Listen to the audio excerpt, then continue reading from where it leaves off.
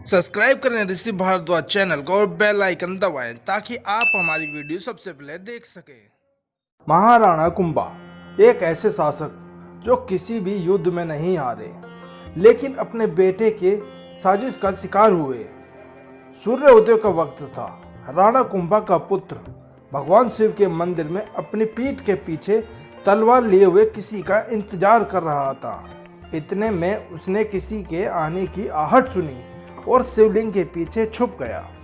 मंदिर के अंदर जैसे ही वह शख्स आया, उदा सिंह ने उसकी गतिविधि पर नजर रखना शुरू कर दिया। अगली कड़ी में वह शख्स शिवलिंग के सामने अपना शीश झुकाया और अगले ही क्षण उनका सर धड़ से अलग कर दिया। आपको जानकर हैरानी होगी कि यह शख्स कोई और नहीं बल्कि महाराणा कुंभा थे। इस तरह उदा सिंह ने अपने पिता को मौत के घाट उतार दिया। जंग में ना तो मुगल शासक और ना ही कोई दुश्मन उनको मार सकता था। आप सोच में पड़ गए होंगे कि एक बेटा अपने पिता के साथ ऐसा कैसे कर सकता है। आखिर क्या कारण रहा होगा कि उसने अपने पिता को मार डाला और अपना नाम इतिहास की काली स्याही से लिखवा लिया। आइए जानते हैं कि आखिर राणा कुंभा कौन थे। राणा कुंभा का असली नाम कुंभकर्ण था। उनका जन्म चित्तौड़ के राजा मोकल सिंह के घर हुआ था। उनके पिता एक प्रतापी राजा थे, तो वीरता तो उन्हें विरासत में मिली थी। 1431 में उनके पिता की मृत्यु हो गई। वह 1433 को मेवाड़ की गद्दी पर बैठे और सबसे पहले अपने दुश्मन देवराज चौहान को हराकर आबू पर कब्जा जमा लिया। इसके बाद वह मालवा की तरफ आगे बढ़े और सुल्तान महमूद खिलजी को बुरी तरीके से हरा दिया। अपनी इस जीत को यादगार बनाने के लिए उन्होंने चित्तौड़ में एक कीर्ति स्तंभ बनवाया जो कि पूरे विश्व में विख्यात है, और इस तरह उनकी जीत का सिलसिला चलता रहा। उन्होंने नागौर, नारायणा, सागरपुर, अजमेर, बूंदी, खाटू, चाटूस, मंडौर, बोडलगढ़ जैसे मजबूत क्षेत्रों पर अपना शासन स्थापित किया।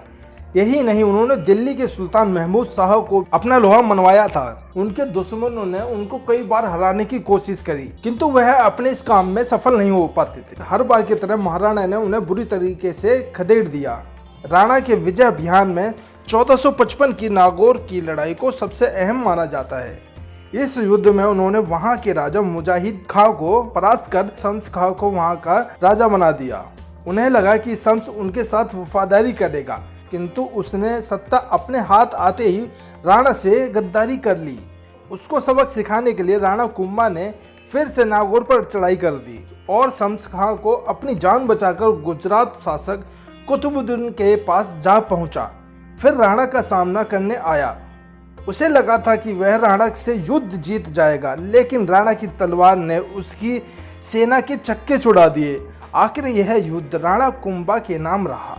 यह समाचार जैसे ही गुजरात के कुतुबुद्दीन को मिला, उसने 1456 में खुद आक्रमण कर दिया और राणा कुंभा ने उसे भी बुरी तरीके से हरा दिया।